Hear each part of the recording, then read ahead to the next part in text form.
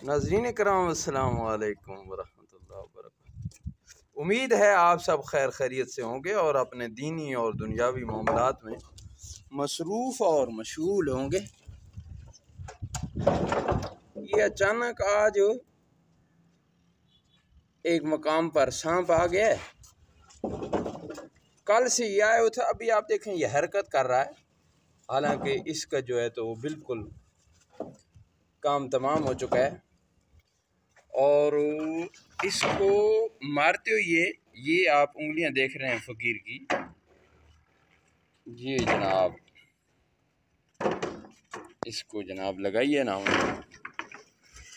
तो हमारी अपनी उंगली ज़ख्मी हो गई है। और सांप के ये आखिरी हरकत इस वक्त इसके करीब पेलियां जनाब पहुंच चुकी हैं, लेकिन इसकी हरकत जारी है और इसका जो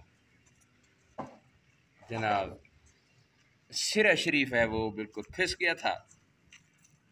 पहली और दूसरी जो पंजाबी में सट कहते हैं उसको, उसके साथ इसी के साथ हम आपसे इजाज़त चाहते हैं।